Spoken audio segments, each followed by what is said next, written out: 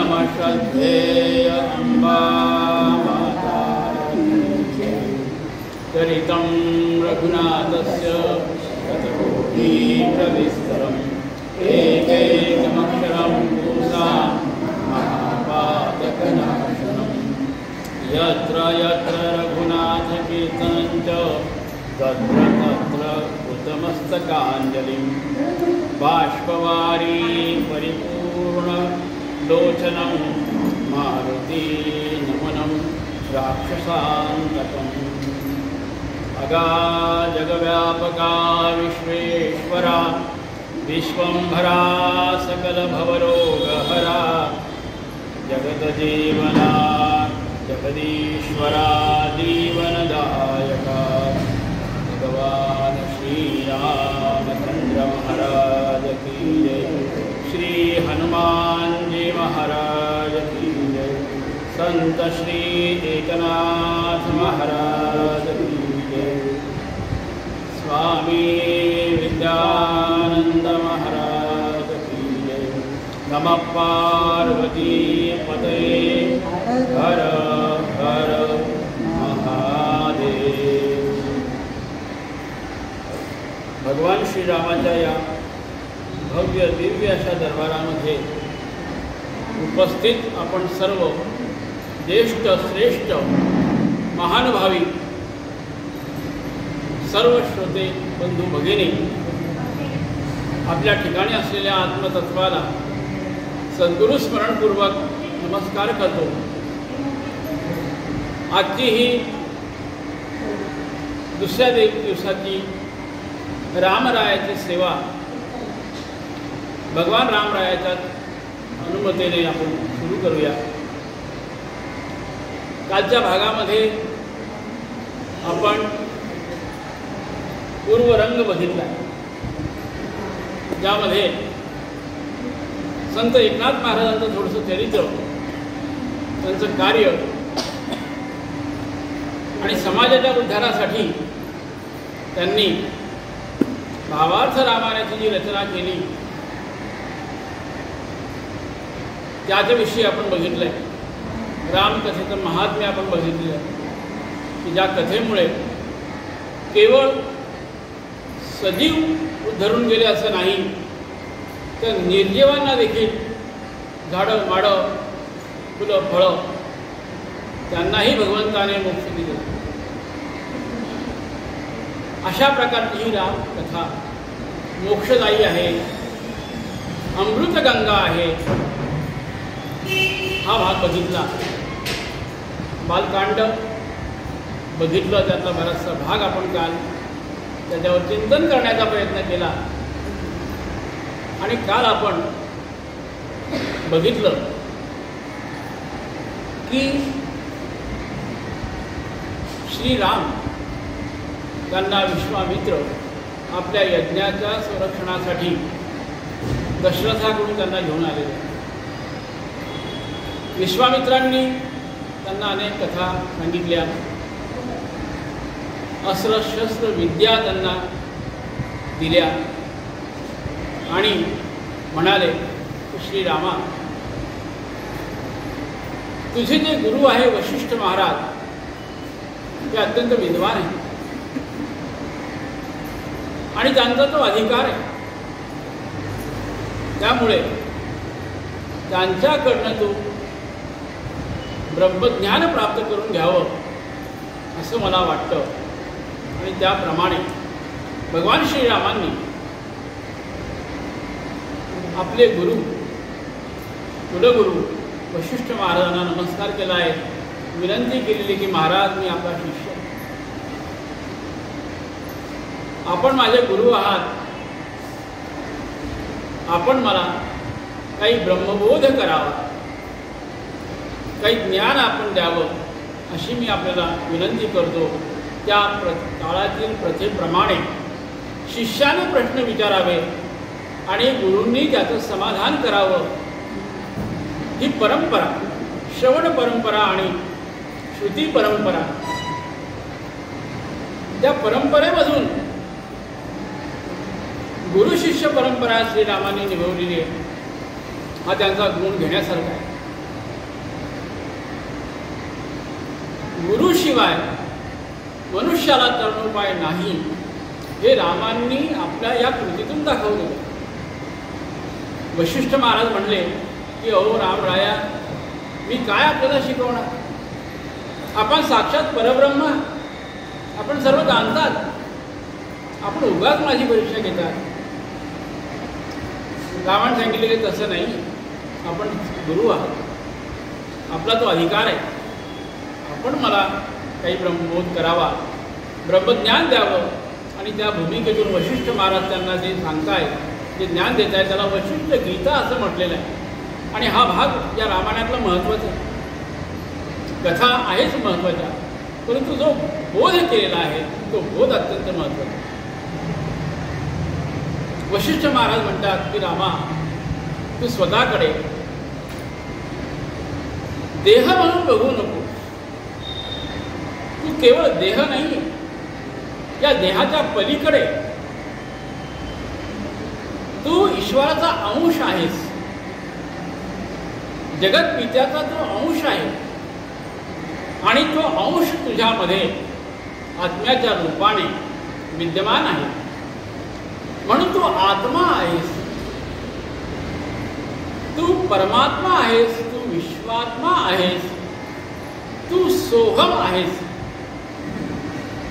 तो तू आहेस, म्हणजे तू ईश्वर आहेस. या भूमिकेतून तू बघ. कारण देहाला मर्यादा आहे, तुझ्या आत्म्याला मर्यादा नाही आहे. आत्मा हा अमर्याद आहे. आणि म्हणून आपल्या स्वतःकडे बघताना मी ईश्वर आहे, मी आत्मा आहे, मी परमात्मा आहे, या भूमिकेतून जेव्हा तू विचार करायला लागशील, जेव्हा आचरण करायला लागशील, तेव्हा तुझ्याकडनं सत्कृत्य होईल. त्यावेळेस तुझ्याकडनं वाईट कृत्य होणारच नाही. हे बोध रामरायाला वशिष्ठ महाराज करतायत आणि पुढे सांगतायत की हे रामा, तुला आधी तुझ्या मनावर नियंत्रण मिळवलं पाहिजे. तू मन हे मीची करी, माझी या भजनी प्रेम धरी, सर्वत्र नमस्कारी मज एकात. पहिलं सूत्र सांगितलंय जे आमच्यासाठी उपयोगी. मी काल बोलता बोलता बोललो की मानव जो आपल्या मनाप्रमाणे आचरण करतो, म्हणून त्याचं नाव मानव. मानवाचा मूळ आधार त्याचं मन आहे, हे लक्षात घ्या. मनाने सगळं काही जिंकता येतं. अध्यात्माची पहिली पायरी सुरुवात मनापासून आहे. आणि हे मन कसं आहे? हे मन विश्वातील सर्वात चंचल वस्तूपैकी एक वस्तू आहे, एकमेव वस्तू आहे. यासारखी जगामध्ये दुसरी चंचल वस्तू नाही. इतकं हे चंचल आहे. एका क्षणामध्ये कुठे जाईल, कुठे फसवेल, कुठे मनुष्याकडनं कुठलं कृत्य करून घेईल याचा भरोसा नाही. याला पाऱ्याची उपमा दिलेली. पारा आपल्याला माहिती आहे. पारा जर जमिनीवर सांडला आणि त्याला जर आपण उचलायला गेलो त्या कणाला, त्या एका कणाचे अनेक कण तयार होतात. पुन्हा त्या दुसऱ्या एका छोट्या कणाला आपण जर स्पर्श केला तर त्याचेही अधिक आणखी वेगळे कण होतात. पुन्हा त्या एका कणाला जर स्पर्श केलं तर त्याचेही अधिक कण होतात. असा हा पारा, पारियाचा रवा वेचू दाता भूमीवरी, यज्ञ परोपरी तैसे. कितीही प्रयत्न केलं तरी तो उचलता येत नाही. त्याप्रमाणे हे मन कितीही प्रयत्न केलं तरी त्याला आवरणं खूप कठीण आहे. परंतु एकदा का या मनावर मी नियंत्रण मिळवलं, याचा मनोजय जर मी केला तर मग मात्र पुढचा मार्ग, अध्यात्माचा मार्ग, ईश्वरीय प्रांगणामध्ये प्रवेश करण्याचा मार्ग अत्यंत सोपा, सुकर होतो. म्हणून ही पहिलं कार्य. आणि या मनाला मनानेच विजयी करून घ्यायचं आहे, मनानेच मनाला हरवायचं आहे. त्याचं शस्त्र मनच आहे. मनावर विजय मिळवण्यासाठी लागणारं शस्त्र हे मनच आहे.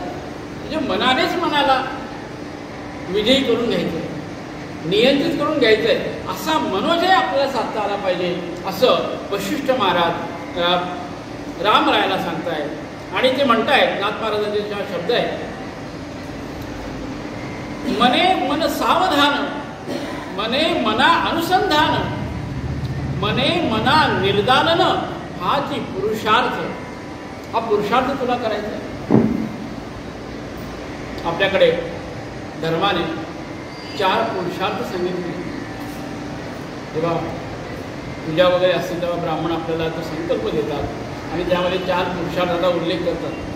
हा 4 पुरुषार्थ आपल्यासाठी अत्यंत महत्त्वाचे, लक्षात ठेवण्यासारखे. पहिला पुरुषार्थ सांगितलाय धर्म, दुसरा सांगितलाय अर्थ, तिसरा सांगितलाय काम आणि चौथा महत्त्वाचा पुरुषार्थ आहे मोक्ष. आणि इथे आपली गल्लत होते, सर्वसामान्यांची गल्लत तिथे होते. आपल्याला 3 पुरुषार्थ आठवत राहतात. 3 पुरुषार्थ आपण आठोकाठ करतो. आम्ही धर्म नाही केला तरी आमचा काम आम्ही आटोकाट करतो. अर्थही मिळवण्याचा आटोकाट प्रयत्न करतो. त्यासाठी सगळ्या गोष्टी करायची तयारी असते. आणि नेमकं मनुष्य जीवनाचं अंतिम लक्ष्य जे आहे, अंतिम पुरुषार्थ जो आहे मोक्ष, जो याची देही याची डोळा मिळवायचा आहे, त्याकडे मात्र दुर्लक्ष होतं आणि तोपर्यंत वेळ निघून गेलेली असते, आपली हातातली वेळ संपलेली असते. आणि मग असं झालं म्हणजे पुनरपी जननम पुनरपी मरणम पुनरपी जननी जठरे शयनम, या रहाडगाडग्यामध्ये मला पुन्हा पुन्हा पुन्हा पुन्हा त्या 84 लक्ष योनीमध्ये फिरावं लागतं.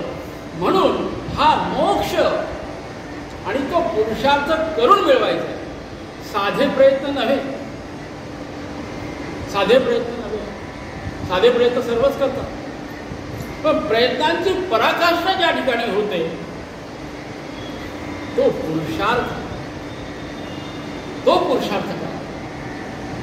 प्रयत्नांची पराकाष्ठेचं उदाहरण दिलंय की एखाद्या व्यक्तीला तुम्ही पाण्यामध्ये घ्या आणि त्याची ते मान धरून त्याला पाण्यामध्ये बुडवा, बुडवून ठेवा आणि तो व्यक्ती आपली मान पाण्यातून बाहेर काढण्यासाठी जो प्रयत्न करतो, आकांताने प्रयत्न करतो, सर्व शक्तीपणाला लावून करतो आपला जीव वाचवण्यासाठी, तशापेक्षाही अधिक प्रयत्न, त्यापेक्षाही अधिक पुरुषार्थ जर केला तर मोक्ष मिळतो. आणि मोक्ष कठीण नाही आहे. आणि मोक्ष म्हणजेच मुक्ती. मुक्ती म्हण ते सांगतात की ही मुक्ती आहे. मुक्ती म्हणजे काय? मी काल थोडं बोललो की मुक्ती म्हणजे मेल्यानंतर प्राप्त करणारी गोष्ट आहे. हे शुद्ध खोटं आहे. हा भ्रम काढून टाकला पाहिजे की मुक्ती म्हणजे मेल्यानंतर मिळणारी गोष्ट नाही आहे. मुक्ती म्हणजे याची देही याची डोळा, मृत्यू येण्याच्या आधी प्राप्त झालेली अवस्था म्हणजे मोक्ष, मुक्ती. आणि मुक्ती म्हणजे काय? सोपं सरळ आहे, कठीण नाही आहे. थोडं आम्ही त्या शब्दाकडे गेलो तर लक्षात येतं. मुक्ती हे कठीण नाही आहे. आमच्या संतांनी ती मिळवलेली आहे. संत एकनाथांनी मिळवलेली आहे, तुकारामांनी मिळवलेली आहे, याच देही मिळवलेली आहे. उदाहरण आहे, ज्ञानदेवांनी मिळवलेली आहे, नामदेवांनी मिळवलेली आहे. फार लांब जायची गरज नाही आहे. मुक्ती म्हणजे बंधन मोक्ष होणे. बंध मोक्ष राम माझा, बंध मोक्ष राम. राम आम्हाला हे शिकवतोय, आम्हाला बंधनातून मुक्त व्हायचं आहे. बंधनं कुठली? या प्रपंचामध्ये आम्ही लावून घेतलेली बंधनं, जी काही आवश्यक आहे, काही अनावश्यक आहे, या सर्व बंधनातून तू मुक्त हो. आणि जेव्हा तू असा मुक्त होशील तेव्हा तू बंधमोक्ष होशील, मोक्षाला प्राप्त होशील. आणि त्यासाठी 4 आश्रमाची व्यवस्था लावून दिली आमच्या धर्माने आम्हाला. बाल्याश्रम, बालकांड आपण बघतो. ग्रहस्थाश्रम जो सर्वांनाच करायचा आहे. त्यानंतर आम्हाला संन्यास बालकांड अवस्था झाली आहे, ग्रहस्थाश्रम झालं आहे, वानप्रस्थाश्रम, आणि त्यानंतरचा आश्रम आहे संन्यासाश्रम. 4 आश्रम आम्हाला या जीवनामध्ये भोगायचे. आणि इथेही आमची गल्लत होती. आम्ही बालपण भोगतो, आम्ही गृहस्थाश्रम पूर्णपणे भोगतो, आणि आम्हाला वानप्रस्थाश्रमाचा विसर पडतो, आम्हाला संन्यासाश्रमाचा विसर पडतो. त्याकडे आम्ही बघतच नाही. 2 आश्रम आमचे अपूर्णच राहतात. मग आता संन्यासाश्रम किंवा वानप्रस्थाश्रम, वानप्रस्थाश्रम म्हणजे वनात जाणं. आता सर्वांनाच या प्रपंचामधून वनात जाणं शक्य नाही. सर्वांनाच आपले सर्व सोडून संन्यास घेणंही आवश्यक नाही, किंवा हिमालयावर जाऊन साधना करणं सर्वांनाच आवश्यक नाही आहे. कारण हा गृहस्थाश्रम सर्व प्रकारच्या आश्रमाचा आधार आहे. संन्यासी, साधू, संत यांची भोजनाची व्यवस्था कुठून होते? गृहस्थाश्रमातून होते. मग म्हणून भगवंत म्हणतात धन्य गृहस्थाश्रम. हा गृहस्थाश्रम धन्य आहे. का? कारण या गृहस्थाश्रमातूनच तुम्हाला वानप्रस्थाश्रमाला जाता येतं, आणि तिथूनच तुम्हाला संन्यासाश्रमाकडे जाता येतं. मग आता वानप्रस्थाश्रम कसं करायचं, संन्यासाश्रम कसं करायचं? तर तिथे सांगतायत की माझ्या घरामध्येच मी वानप्रस्थाश्रम करू शकतो, माझ्या घरामध्येच मी संन्यासी बनून राहू शकतो. त्यासाठी लांब जायची गरज नाही. न लगती सायास जावे वनांतरा, सुखे नारायण येतो घरा. घरीच नारायण येणार, पण तसं तुमचं करतं खरं. माझ्या घरामध्ये एकदा रिटायर झालं की माझा वानप्रस्थाश्रम होता. मी तसं राहिलं पाहिजे. मी प्रपंचातून आसक्ती करून मुक्ती घेतली पाहिजे. मला अनावश्यकपणे बाकीच्या लोकांच्या त्या सगळ्या व्यवहारामध्ये लुडबुड करण्याची गरज काय? ही भूमिका जर मी घेतली, मी वानप्रस्थाश्रम होतो, आणि त्या पुढे जाऊन मी संन्यासासारखा जर राहिलो की मिळालं तर मिळालं, नाही मिळालं तरी रामरायाची कृपा, असं राहिलं तर तो संन्यासाश्रम होऊ शकतो. आणि तो करून मग मोक्ष साधायचा आहे, असं वशिष्ठ महाराज रामरायाला वेगवेगळ्या पद्धतीने सांगतात. आणि त्यांनी एक वाक्य सांगितले जे आमच्या सर्वांसाठी उपयोगी आहे की ब्रह्मकथा सर्व ऐकती, ब्रह्मकथा सर्व ऐकती, परी ऐकती परी नाचरती, म्हणून कथेची होई माती, असं नाथ महाराज सांगतात. अनेक वर्षापासून आम्ही कथा ऐकतोय, अनेक वेळा रामाची कथा ऐकली आहे, टीव्हीवर बघितलेली आहे, सगळं केलं, पण तसं आचरण माझ्याकडून होतं आहे का? नाही. आणि ते होत नाही, कळतं पण वळत नाही, म्हणून त्या कथेची वारंवार माती होते, असं नाथ महाराजांनी शब्द. आणि ती माती होऊ नये, आणि माझी माती होण्याच्या आधी मला ते कळावं, वळावं, कृतीमध्ये यावं, हे भावाचं रामायणामधलं सूत्र आहे. ते मला घ्यायचं आहे, ते मला धरायचं आहे. अशा पद्धतीनं वशिष्ठ महाराजांनी रामरायाचं निमित्त करून तुम्हाला आम्हाला हे सांगण्याचा प्रयत्न केला. रामराया निमित्त होते, रामरायाचं परब्रह्म होतं, त्यांना याची काही गरज होती.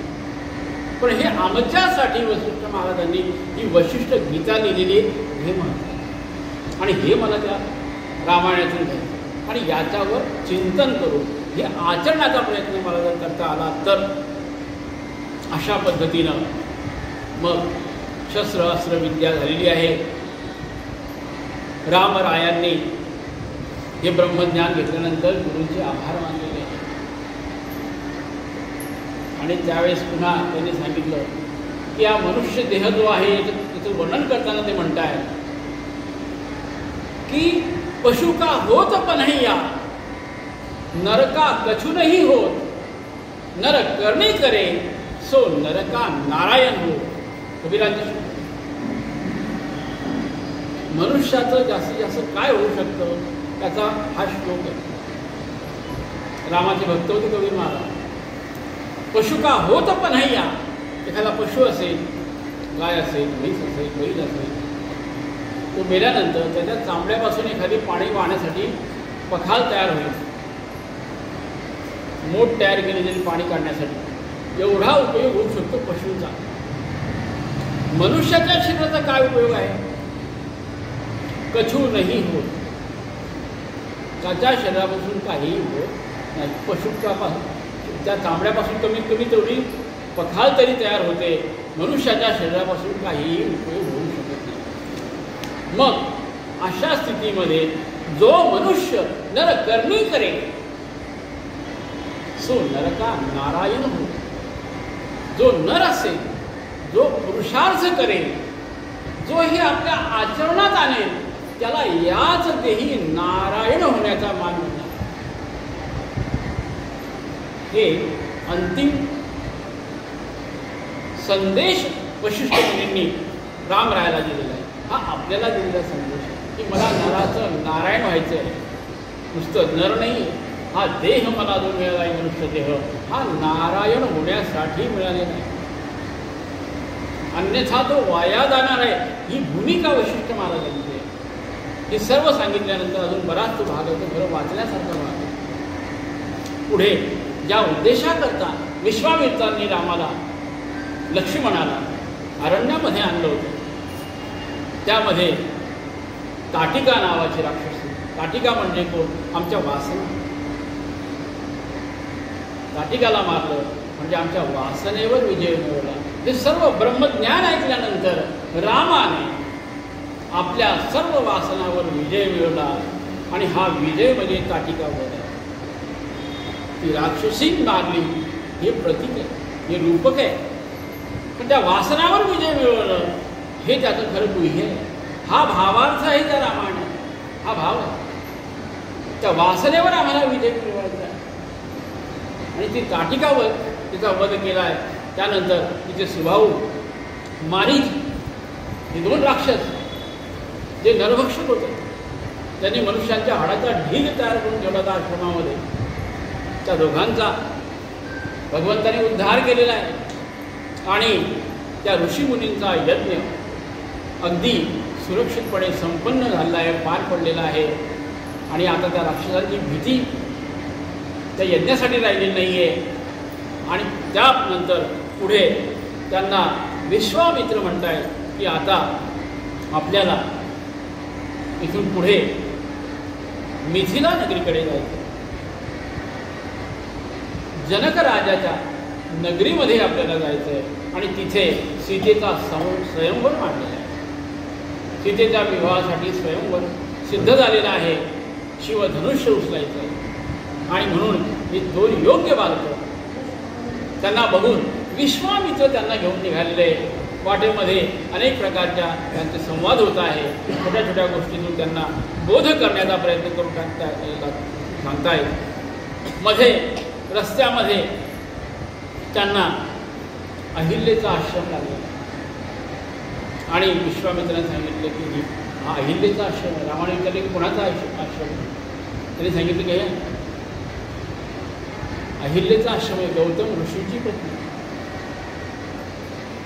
पतिव्रता. परंतु एका चुकीमुळे तिला शिळेसारखं जीवन जगावं लागलं. शिळा होऊन पडले म्हणजे दगड होऊन पडले असं नाही. अनेक मतमतांतर आहे. परंतु शिळा हे प्रतीक आहे, दगड हे प्रतीक आहे. दगड होणं म्हणजे सर्व वासना त्यापासून मुक्त होणं. दगडासारखं सर्व प्रकारच्या विकारापासून मुक्त होणं. अशा प्रकारच्या अवस्थेमध्ये त्या आश्रमामध्ये अहिल्या राहत होती. तिला शाप दिला होता गौतम ऋषी. इंद्राने येऊन तिच्याशी रतिक्रीडा केली. गौतम ऋषीचं रूप घेऊन तिला फसवलं. त्या चुकीमुळे गौतम ऋषीचा शाप झाला की तू शिळेप्रमाणे होती. आणि शाप दिला की जेव्हा रामराया येतील तेव्हा तुझा उद्धार होईल आणि इंद्राला सुद्धा शिक्षा दिली आहे. तेव्हा तिथे गेलेले रामराया अहिल्याशी भेट झालेली आहे. अहिल्या वाटच पाहत होती आणि त्या भेटीतून त्या पदस्पर्शाने जेव्हा तिने नमस्कार केला आहे रामरायाला, त्या पदस्पर्शाने अहिल्या मातेचा उद्धार झाला आहे. तिला पूर्ववत जीवन प्राप्त झाले. अहिल्या उद्धारण झाल्यानंतर पुढे येऊन ते गंगेच्या किनारी आलेले. गंगेच्या किनाऱ्यातून या किनाऱ्यावरून त्या किनारी जायचं आहे मिथिलानगरीला. मध्ये केवट भेटलेला आहे. ते नावेतून जाण्यासाठी केवट नावाडीची आवश्यकता होती. केवट समोर आलेला आहे. केवटाने बघितलं आणि त्याला ती कथा आठवली की यांच्या पदस्पर्शाने ती दगडाची अहिल्या सजीव झाली. ही त्याच्या मनामध्ये भ्रम. आणि यांनी जर माझ्या या नावेला पदस्पर्श केला ती माझे नाव जे आहे ही सुद्धा सुंदर स्त्री बनून जाईल. आणि घरी आधीच एक पत्नी आणि ही पुन्हा सुंदर दुसरी स्त्री जर मला मिळाली तर त्या पहिल्या पत्नीचं पूर्ण होत नाही माझ्याकडनं. पुन्हा या दुसरी व्यवस्था काय व्यवस्था करणार. सहज म्हणून त्यांनी नकार दिला आहे. केवटाने प्रतीक कथा आहे. आणि त्यानंतर मग त्याने पाद्यपूजन त्याचा मुख्य उद्देश होता की नकार दिल्याचा की मला पहिल्यांदा भगवंताच्या पादप्रक्षालन करायचे. मला हे पूजन करण्याचं पुण्य म्हणजे पाहिजे. म्हणून त्यांनी विनंती केली की आधी तुम्ही बसा, मी तुमचं पाद्यपूजन करतो. पाद्यपूजन केलेलं आहे आणि त्यानंतर रामाला त्या किनारी केवटाने सोडलेलं आहे. आणि इथून त्यांचा प्रवास आता मिथिला नगरीकडे सुरू झाला आहे. आणि त्यांनी तिथे या मिथिला नगरीमध्ये गेले. जनक राजाला हे माहीत पडलं. विश्वामित्र आले. त्यांनी सर्व परिचय केला की ही बालकं कोणाची. त्यांनी सर्व परिचय सांगितला. हे सर्व आपण म्हणतो की ब्रह्मगाठ ही स्वर्गात बांधली जाते त्याप्रमाणे होतं. माता सीता ही तिथूनच आली होती. जेव्हा रामराय इकडे आले तेव्हापासूनच मातीची व्यवस्था तिथे झाली होती. ती ब्रह्मगाठ आधीच बांधली गेली होती. त्याप्रमाणे आलेले आहे. तिथे शिवधनुष्य जे आहे ज्याला सहजासहजी चाप लावणं, दोरी प्रतंचा लावून बाण सोडणं हे सहज शक्य नव्हतं. आणि असा कठीण प्रण जनकराजाने केला होता. आणि त्यासाठी सर्वांना अनेक प्रकारचे हे योद्धे आले होते. रावणासारखे होते, अनेक बाकीचे होते. त्यांनी अनेकांनी प्रयत्न केला परंतु ते शिवधनुष्य उचलता आलं नाही. कारण शिवधनुष्य आपण म्हणतो जेवणामध्ये प्रश्न अनेक वेळा त्याची उपमा देतो की बाबा त्यांनी फार मोठं शिवधनुष्य उचललं. त्या शिवधनुष्य उचलण्यासाठी तुम्हाला आधी नारायण व्हायचं. जो नारायण होईल ज्याच्याकडे नारायणाचे गुण असतील तो हे ब्रह्मशिवधनुष्य उचलू शकतो. तोच मोक्ष गतीला जाऊ शकतो. हे जे प्रतीक आहे ते शिवधनुष्य जे इतरांना शक्य नाही आहे परंतु प्रभू रामरायाला ते शक्य आहे. कारण ते नराचा नारायण त्यांनी सर्व आपल्या जीवनामध्ये हे आचरलं. त्यागमय जीवन आचरलेलं आहे. वासनांवर विजय मिळवलेला आहे. मी माझे मावळो सर्व काही तू तुझे उगव आता अशी म्हणण्याची हिंमत माझी असली पाहिजे की भगवंता मला कळत नाही आहे की काय करायचं आहे परंतु आता एवढी विनंती आहे की मी माझे मावळो, मी माझा समाप्त होऊ दे भगवंता आणि माझ्यामध्ये तू तुझे उगव आता. तूच या नरदेहाला काय करायचं आहे, त्याची कशी व्यवस्था करायची आहे, कसं चालवायचं आहे हे सूत्र मी तुझ्या हाती देतोय. तू तुझे उगव आता असं जो म्हणेल त्याचा सर्व योगक्षेम वहाम्यहम हे भगवंताने जे अभिवचन दिले त्याच्यासाठी आहे. उगाच जाऊन मागितलं म्हणून भगवंत देतो असं नाही. तसा तो भाव शुद्ध असला पाहिजे म्हणून तर याचं नाव भावार्थ रामायण. त्या भावाला जास्त महत्त्व दिलं. रामायणाचे शब्द आधी भाव शब्द असतात आणि हा भाव ज्याच्या ठिकाणी असेल त्याच्याकडनं हे शिवधनुष्य उचललं जाईल आणि त्याला सीतेसारखं रत्न, वैभव, ऐश्वर प्राप्त होऊ शकेल असा तो प्रसंग. त्याप्रमाणे सीता मातेने सुद्धा प्रार्थना केली जगदंबेला की जगदंबे या कार्याला जसं सहाय्य कर. आपल्याकडे आंबा शिंपडण्याची पद्धत आहे. लग्नाच्या आधी जेव्हा वर येत असतो तेव्हा ती वधू त्या आंब्याला पूजा करते, आंब्याने पाणी शिंपडते. तेव्हा ती प्रार्थना की आई मी या गृहस्थाश्रमामध्ये प्रवेश करते, आमचं कल्याण होऊ दे, आम्हाला बळ दे, तेवढी शक्ती दे. ही शक्ती ती मागत असते. ही प्रथा आहे आपल्याकडे. परंतु काळाच्या ओघात आता हळूहळू त्याचा मागचा अर्थ छोट्या छोट्या गोष्टी आहेत पण आम्ही विसरलो. विवाह म्हणजे केवळ एक फंक्शन झालेलं आहे, दोन जीवाचं मिलन आहे. मनुष्याच्या 16 संस्कारामधला 15वा आणि अत्यंत महत्त्वाचा संस्कार म्हणजे विवाह संस्कार आहे. हे आम्ही विसरलोच. बाकीचे संस्कार थोडे कमी जास्त असतील पण हा संस्कार खूप महत्त्वाचा आहे, विवाह संस्कार. की ज्या संस्कारानंतर त्या मुलीचा परिचय बदलतो, तिचं जीवन बदलतं, तिची भूमिका बदलते, त्या मुलाची भूमिका बदलते, त्याचं जीवन बदलतं आणि दोन जीवनांचं त्या ठिकाणी मिलन होतं, शिवशक्ती मिलन होतं. हे ते विवाह संस्कार. पण त्याकडे आज तसं बघत नाही आणि त्यामुळे ह्या सगळ्या गोष्टी आमच्याकडे येतात. ही कथा ऐकण्याचा उद्देश की आम्ही कुठल्या संस्काराला किती महत्त्व दिलं पाहिजे हेच या अशा कथेमधनं हळूहळू शिकलं पाहिजे आणि ते आचरलं पाहिजे. ते वरमाला सीता मातेने रामरायाला घातलेली, दोघांचं मिलन झालेलं आहे. आणि तेव्हा जनकाला वाटलं की अजून यांचे 3 भावंड आहेत, हे 4 भाऊ आहेत, आपल्याकडेही आपल्या भावाच्या 2 मुली आहेत आणि ह्या 2 मुली यांचाही विवाह आपण करावा. म्हणून जनक राजाला त्यांनी सांगितलं विश्वामित्राला की आपण बोलवावं. विश्वामित्राने सांगितलं की आपणच स्वतः त्यांना बोलवा, आपण वधूपक्षाकडे आहोत, त्यांना सांगा. त्याप्रमाणे जनक राजा आपलं सर्व परहाड घेऊन आलेला आहे. आणि या दरम्यान सीतेची कथा विश्वामित्रांनी रामाला सांगितली की सीतेच्या जन्माची कथा काय. तर पद्माक्ष नावाचा राजा होता, त्यांनी लक्ष्मीची उपासना केली, विष्णूला प्रसन्न केलं आणि मला लक्ष्मी प्राप्त हो अशी उपासना केली. भगवान विष्णू प्रसन्न झाले, त्याने एक फळ दिलेलं आहे, एक फळ दिलं आणि त्यातून ती लक्ष्मी उत्पन्न झाली. त्या फळातून लक्ष्मी म्हणजे ऐश्वर. आणि जसं ती सुंदर स्त्री तयार झाली, तरुणी झालेली आहे, ती मुलगी त्याला कन्या प्राप्त झाली पद्माक्षाला, तिचं नाव लक्ष्मी असं ठेवलं. आणि हे रावणाने बघितले. दुष्ट लोकांची तुमच्या लक्ष्मीवर सतत नजर असते. रावणाने बघितली, त्याची नजर फिरलेली आणि ही लक्ष्मी आपल्याला प्राप्त व्हावी म्हणून त्याने आटोकाट प्रयत्न केलेले आहे. त्या लक्ष्मीच्या मागे हात धुवून लागले. लक्ष्मी म्हटली की तुला असं सहज प्राप्त होणार नाही. आणि तिने यज्ञकुंडामध्ये उडी घेतलेली आहे.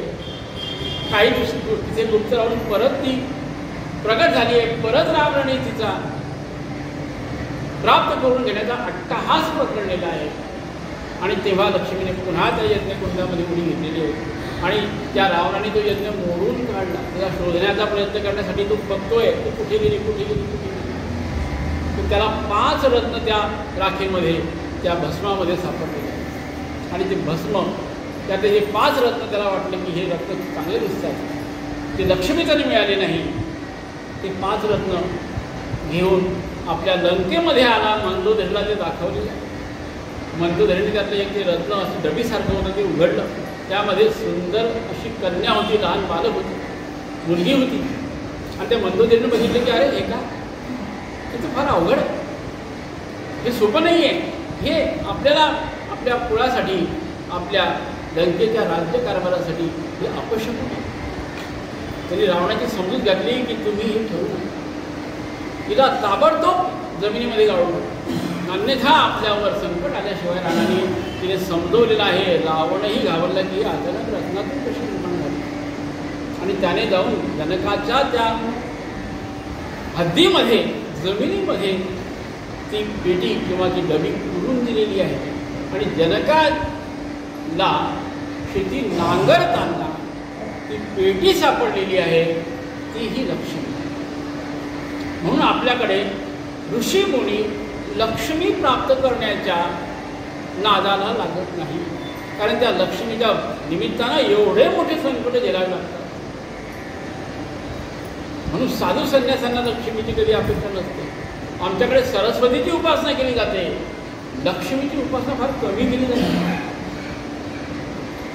सरस्वती उपासक जे आहेत ते लक्ष्मीला तितकं महत्त्व देत नाही, ऐश्वर्याला महत्त्व देत नाही.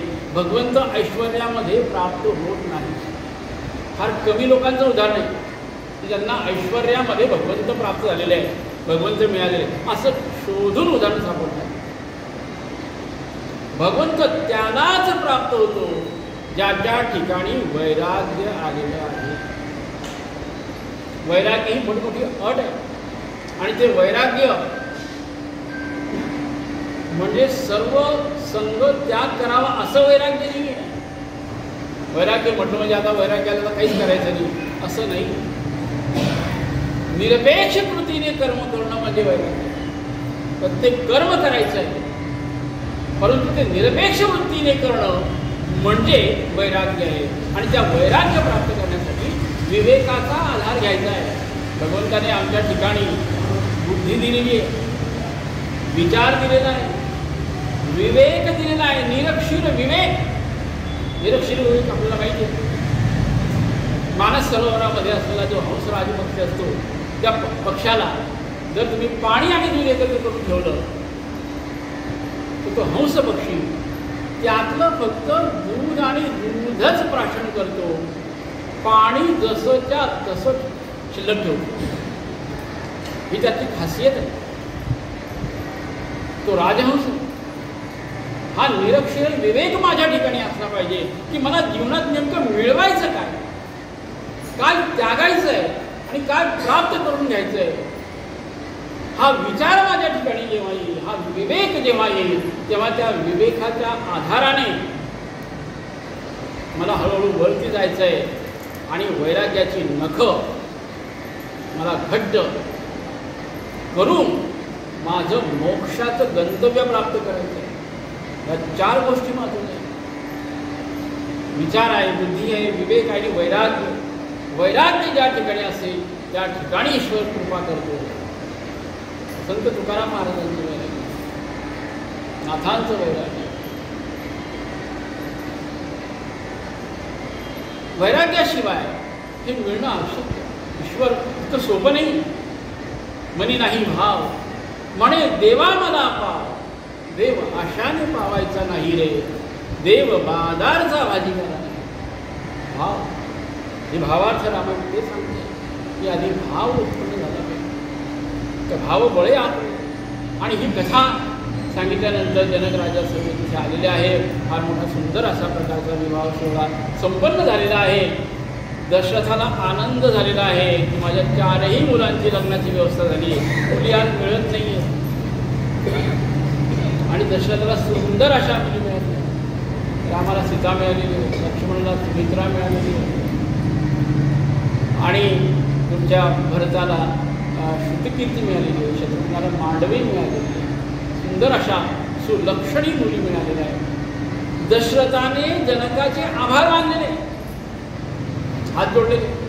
जेव्हा मुलगी जेव्हा आम्ही तिला वाटी लावायला जातो तेव्हा ते मुलीचे वडील हात जोडतात गंवर पक्षाला की माझे सर्वस्व मी तुम्हाला आधी दिले जाते, माझी मुलगी माझा प्राण, तिला सांभाळून ते संगोपन व्यवस्थित करा.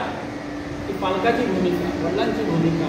असा कोणता बाप आहे की जो मुलीच्या विवाहाच्या वेळेस तिला सासरी पाठवताना गदगद झालेला नसेल किंवा रडला नसेल, कितीही कठोर बाब असतो, तिथे तो लीन झाला असतो की माझ्या मुलीचं तुम्ही यापुढे रक्षण करा. अशी प्रार्थना जेव्हा जनकाने केली दशरथाला, दशरथ सांगितलं असं नाही, मी तुमचे आभार मानतो, तुमचे आभार मानतो की तुम्ही या मुली माझ्याकडे सून म्हणून दिलेले आहे. तुम्ही माझ्यापेक्षा मोठे आहे, तुम्ही दान दिलेलं आहे, मी दान घेतलेलं आहे. दान घेणारा याचक आहे आणि दान देणारा श्रेष्ठ आहे. हे ज्याने बोललेलं आहे तिथे दशरथ राजा, तुम्ही याचक आहे, मी 4 मुली तुमच्याकडे घेऊन चाललोय, तुम्ही मला दान दिलेलं आहे, तुम्ही दाता आहात आणि मी याचक आहे. ही भूमिका आहे. आणि त्याप्रमाणे ते सर्वजण जे आहे ते अयोध्येमध्ये आलेले आहे. अयोध्येमध्ये फार मोठा उत्सव झालेला आहे.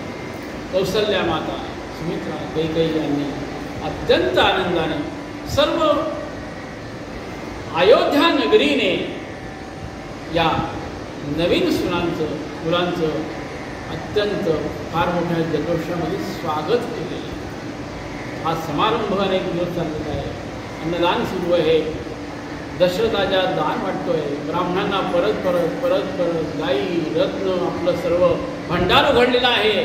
खूप आनंद झालेला आहे. 4 मुलं, एक मिळत नव्हता, 4 मिळाले आणि 4 सुनाता सुलक्षीने मिळाल्या. इतका आनंद. आणि हा असा आनंद क्रमत असताना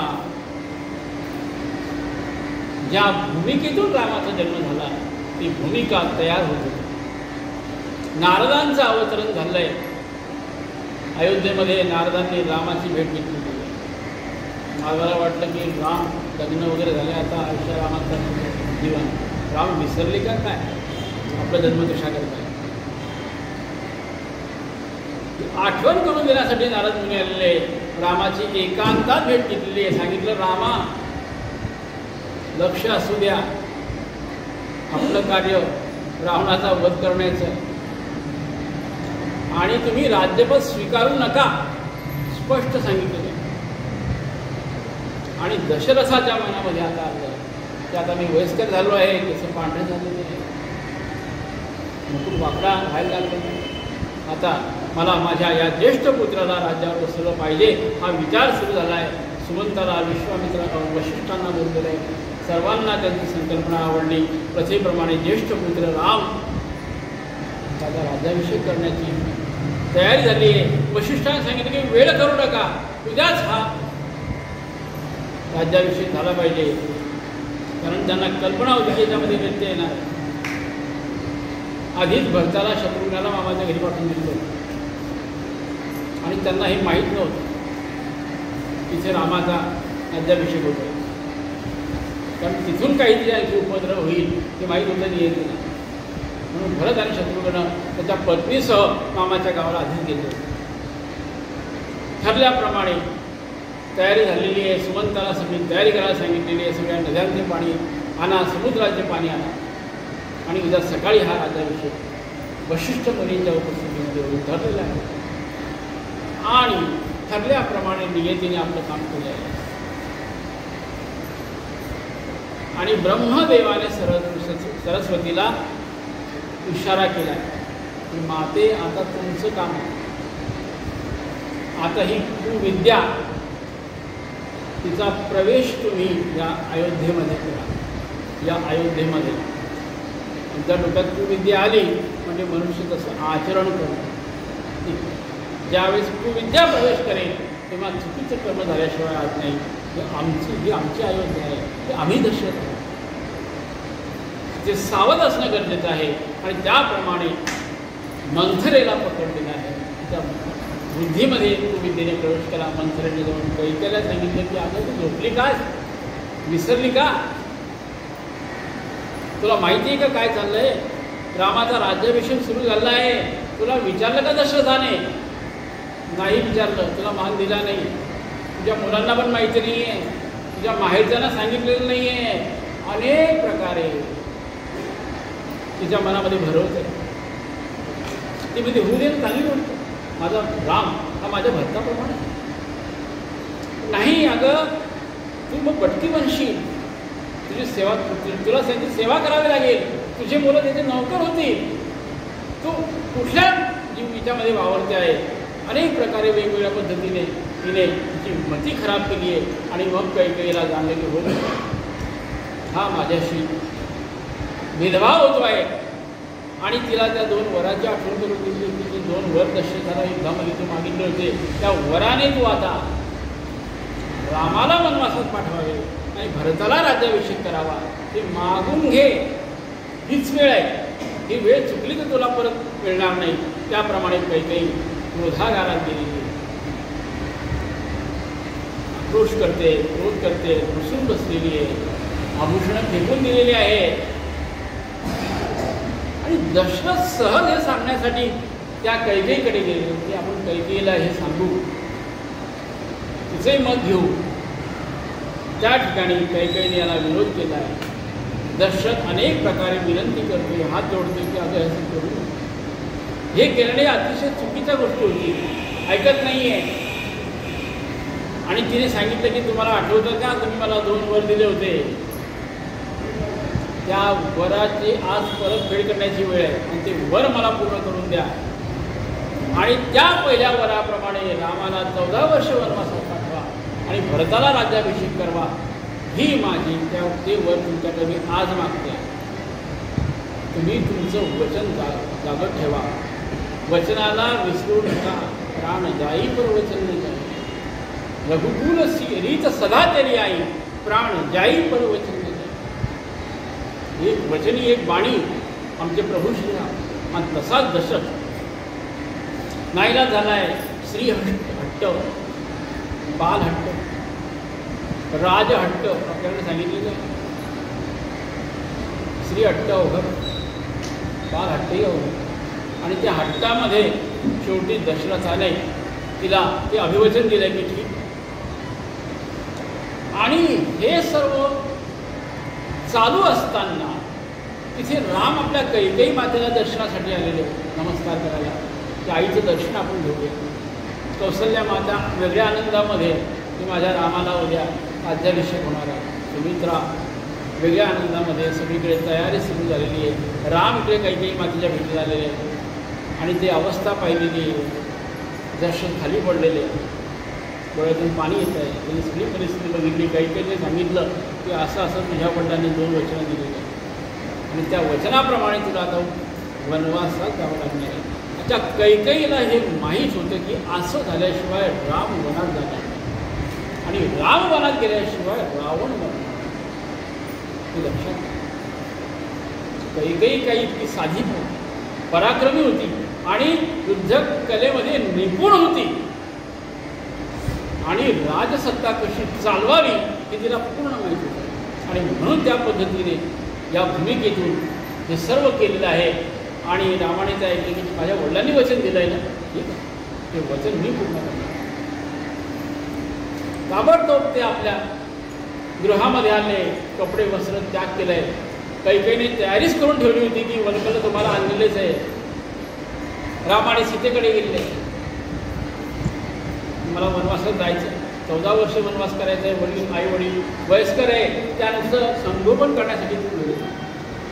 सीतामाता म्हणते, निरोप कसला घेता रामा, जेथे राघव तेथे सीता. सुंदर वर्णन गीतामध्ये. भाऊ म्हणाले की तुमच्या आधी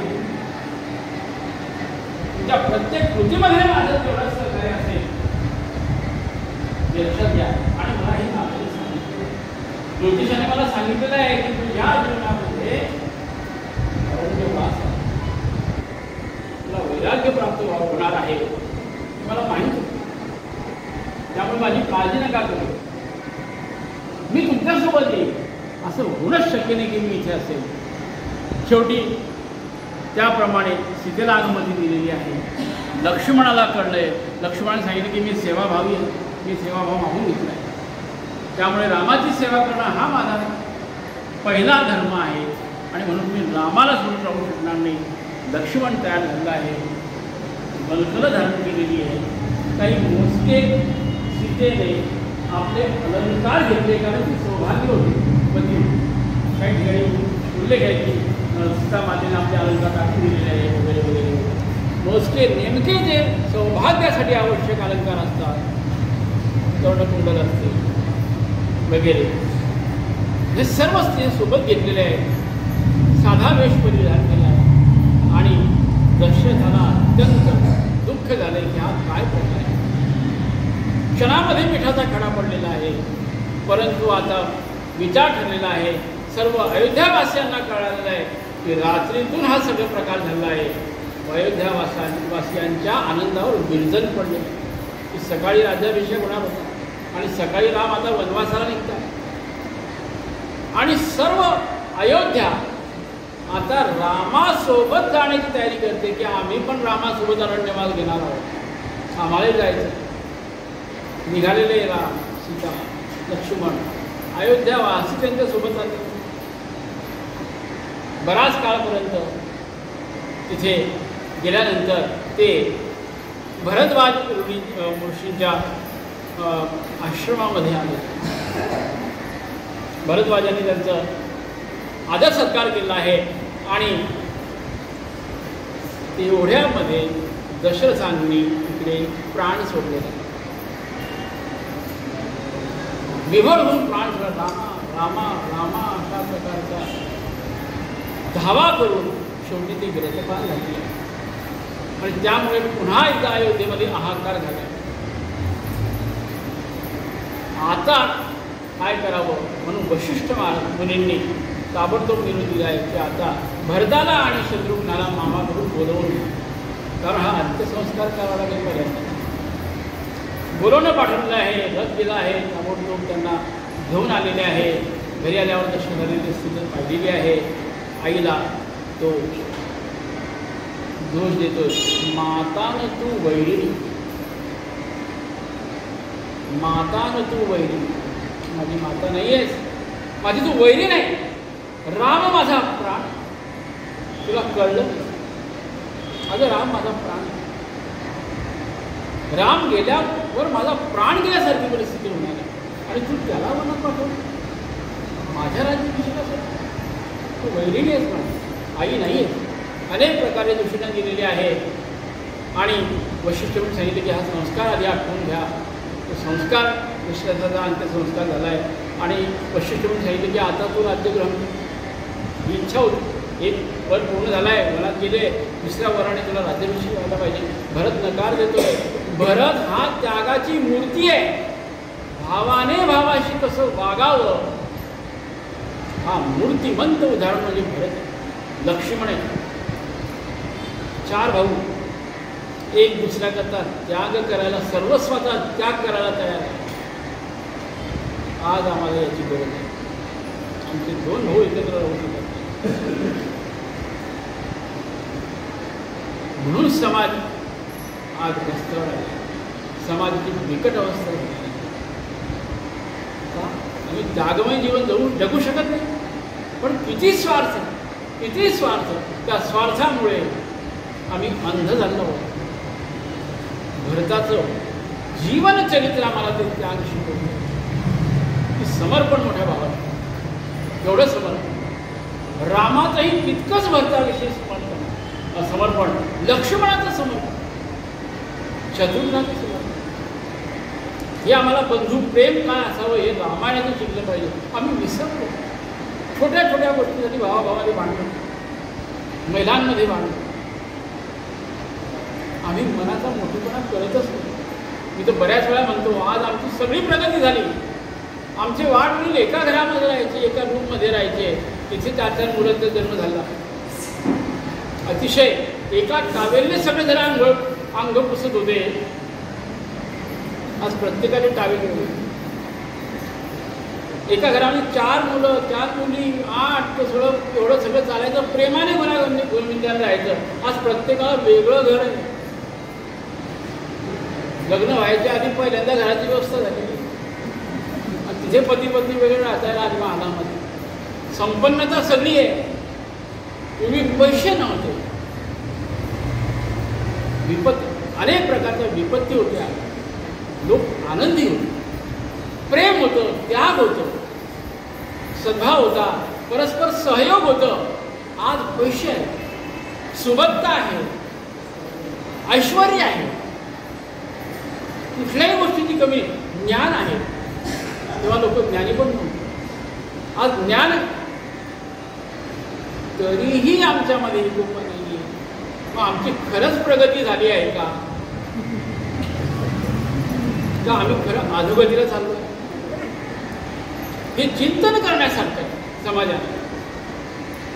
सर्वात जास्त घटस्फोट विवाहित लोकांचे होत आहे. 100 मध्ये 90 घटस्फोट उच्च शिक्षित मुलामुलींमध्ये होत आहे. कुठे गेली विवाह संस्था? हे सगळं आपण जाणतो. कारण आम्ही हे रामायण विसरलो, हा भाव विसरलो, आचरण विसरलो, म्हणून हे सगळं होतं. सर्व असताना त्याग आम्ही करू शकत नाही. हे रामायण आम्हाला वारंवार शिकवतं. सर्वांना वाटतं रामराज्य आलं पाहिजे, सगळ्यांना वाटतं रामराज्य आलं पाहिजे. त्या रामराज्यातली आई होण्यासारखी मी पात्र आहे का? बाप होण्यासाठी मी पात्र आहे का? भाऊ होण्यासाठी माझ्याकडे ते सद्गुण आहेत का? पत्नी होण्यासाठी माझ्याकडे ते सद्गुण आहेत का? हे असल्याशिवाय रामराज्य कसं नाही. आणि ते आम्हालाच निर्माण करायचं आहे. ईश्वर प्रत्येक वेळेस तुमच्या छोट्या छोट्या गोष्टी धावून येईल. हे तुमचा तो नौकर नाही आहे की मी बोलवान त्यांनी माझ्या मदतीला यावं. इतकं सोपं आहे का ते परमब्रह्म? या आमच्या छोट्या कल्पना की छोट्या छोट्या गोष्टीसाठी देवाला तुला मी नारळ तोरण वाहीन, माझा अमुक करून दे, माझा नौकर आहे का तो माझा पिता आहे, ते परब्रह्म आहे. इतकं सोपं नाही आहे. हे आम्हालाच करायचं आहे. आणि ह्या कथेमधून ऐकून आनंद करता आला पाहिजे. जरा मनाचा मोठेपणा आमचं मन, आम्ही श्रीमंती आली पण आमचे मन संकुचित झाले. ही सगळ्यात मोठी आमची दुर्गती झालेली. आमचे मन संकुचित झाले, मन मोठे नाही झाले. मन मोठं असेल तर या सगळ्या गोष्टी शक्य आहे. रामराज्य येणं शक्य आहे. हा संदेश त्या भरताच्या चरित्रामधून आम्हाला कळतो. त्याप्रमाणे भरतात सांगितले या राज्यावर अधिकार रामाचा आहे. मी त्याला भेटायला जाईल, त्याला विनंती करीन, त्याला परत बोलवेल आणि सांगेल की नाही तुझं राज्य जो आहे तू ते घे.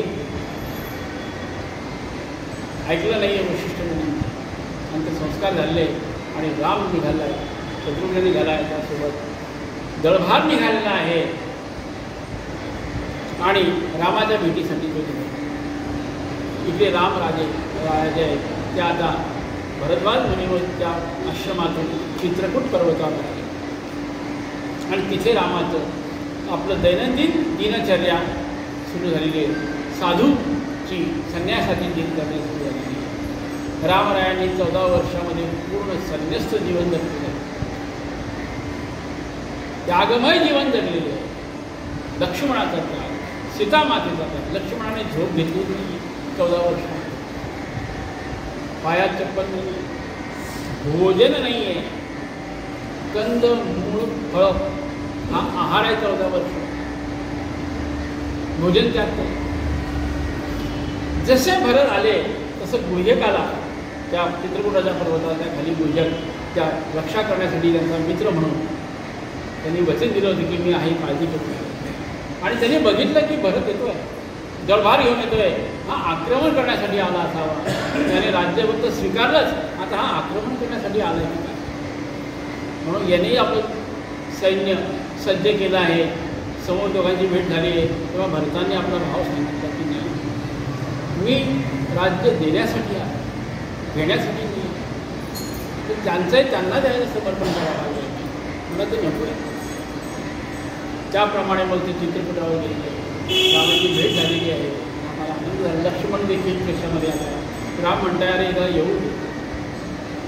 कारण नसताना त्याचं कारण माहीत नाही, त्याच्या आधी त्याच्यावर आक्रमण करणं शत्रूवर हे रामाला पसंत नव्हतं. अनेक प्रसंग अजून दाखवले रामाने की जोपर्यंत शत्रूचा नेमका उद्देश काय, त्याचं कारण काय हे कळाल्याशिवाय त्याच्यावर आक्रमण करू नये असं अनेक वेळा लक्ष्मणाला रामाने बजावलेलं आहे. हा रामरायाचा गुण घेण्यासारखा आहे की कुठल्याही गोष्टी शहानिशा केल्याशिवाय कृती करणं हे चुकीचं आहे. भरताची भेट झालेली आहे, आलिंगन दिलेलं आहे. भरताला पाहून रामाला आनंद होतो, खूप आनंद. आणि भरत रडतोय, काही बोलत नाही, स्फुंतोय. रामाने विचारलं की अरे काहीतरी बोल, स्फुंतू नको, मला बोल काही.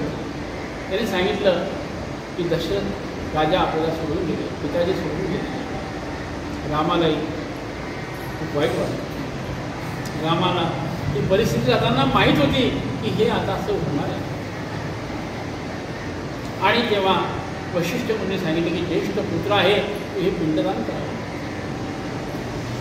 त्याशिवाय मुक्ती मिळणार नाही. पिंडदान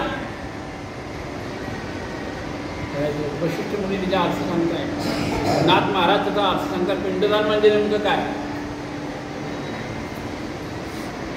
जीवाचं परमात्म्याशी मिलन म्हणजे पिंडदान.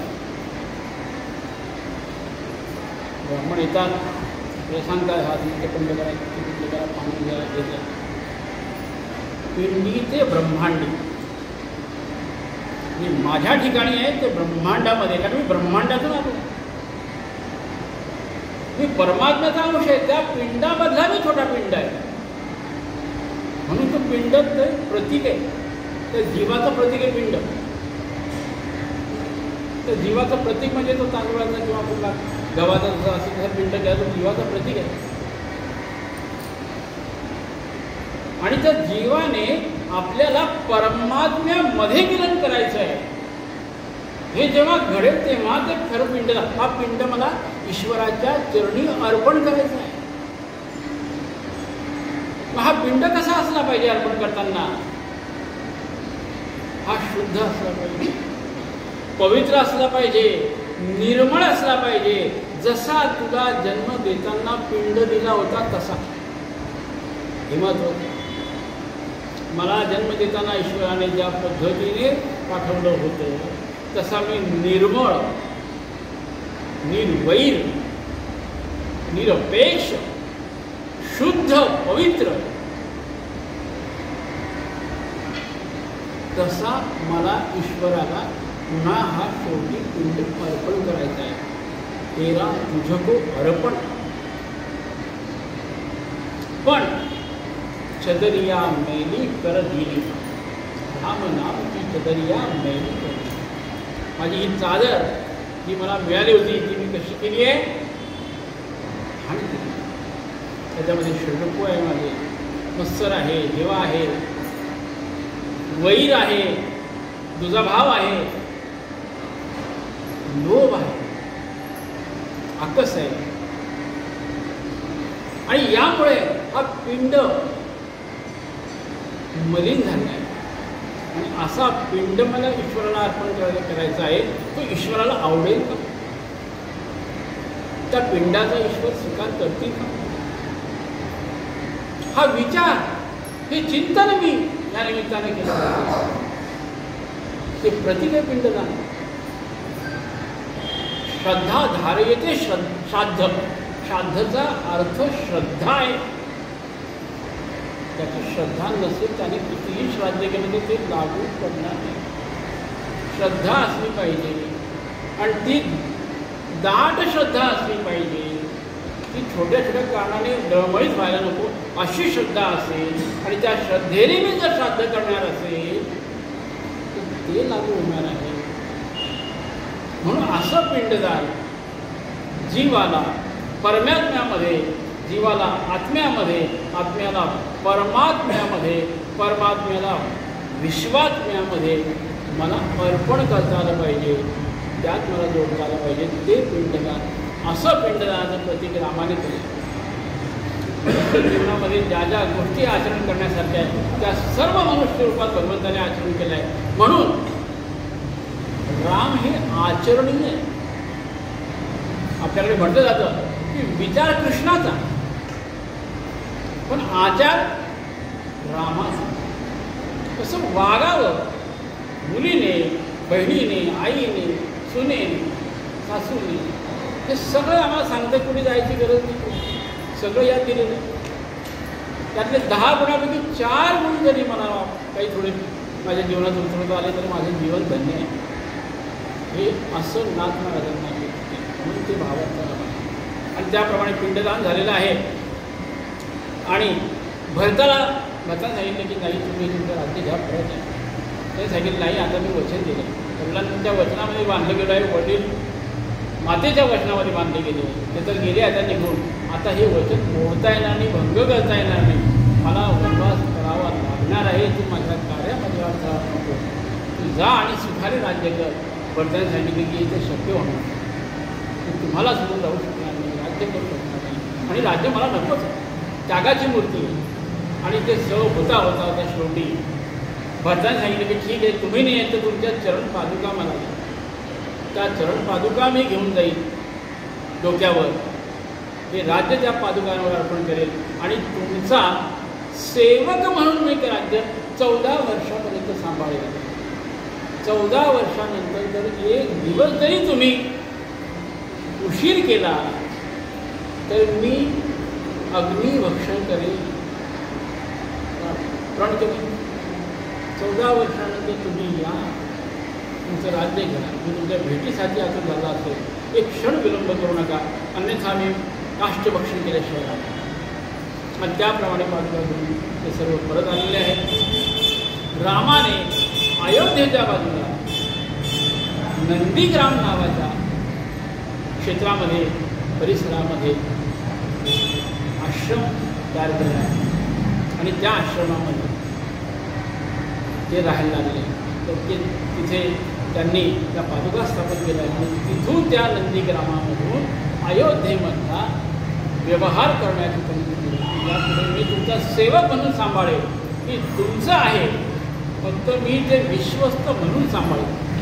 विश्वस्ताने कसं असावं, एखाद्या संस्थेचा जो विश्वस्त असेल त्याने कसं असावं हे यातून शिकण्यासारखं. त्यागमय जीवन असतं त्यामधलं मी माझ्या स्वार्थाकरता काही वापरेल असं विश्वस्ताने असं नाही. ते दुसऱ्याचं आहे, ईश्वराचं आहे. भरताने हे केलं. जसे राम 14 वर्ष वनवासामध्ये ज्या पद्धतीने वागले तसे 14 वर्ष भरत महाराज बिना अन्नाचे कंद मूळ फळं खाऊन राहिलेले, जमिनीवर झोपणं आणि तापसी वेश धरून त्यांनी ते 14 वर्ष राज्य स्थापले. हे भरताचं ते रूप आहे. एवढं मोठं त्यागमय जीवन भरताचं पाहायला मिळालं आणि अशा प्रकारे हा प्रकार सुरू झाला आहे. आणि या ठिकाणी जे बालकांड आहे, अयोध्याकांड, बालकांड आपलं संपलं त्यानंतर अयोध्याकांड 2 कांड आपण इथे आता पूर्ण केलेले. आपण इथे आज थांबूया. अजून आपले 2 कांड झालेले आहेत, 5 कांड आणि दिवस 4 आहेत. त्या पद्धतीनं त्याची योजना आपण करूया. रामराया करून घेतील आपल्याला. सगळं व्हावं, सांगावं या भूमिकेतून हे सेवा आपण करतो आहे.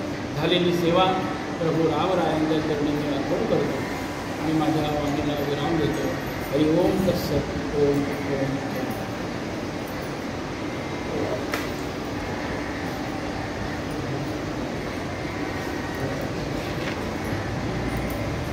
एक फक्त निवेदन आपल्याला काल माझ्या एका पुस्तकाचा उल्लेख केला गेला होता की माझ्याकडे 2 पुस्तकं मी केलेले आहेत.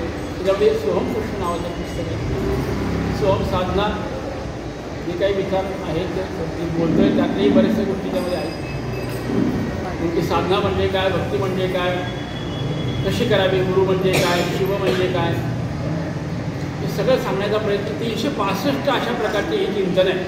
दररोज एक चिंतन जरी वाचलं तर वर्षभर पुरेल अशा प्रकारचं हे चिंतन आहे. सुंदर पुस्तक आहे. स्वामीजींचा हा माझ्या मुलीचा प्रसार आहे. माझा आहे असं मी म्हणणार नाही. अर्ध्या किमतीमध्ये मी सेवेसाठी उपलब्ध ठेवलं आहे. 300 रुपये किंमत आहे. 300 रुपये आम्ही देत जायचे. तर त्यामध्ये काही पैसा कमावा हा उद्देश मुळीच नाही.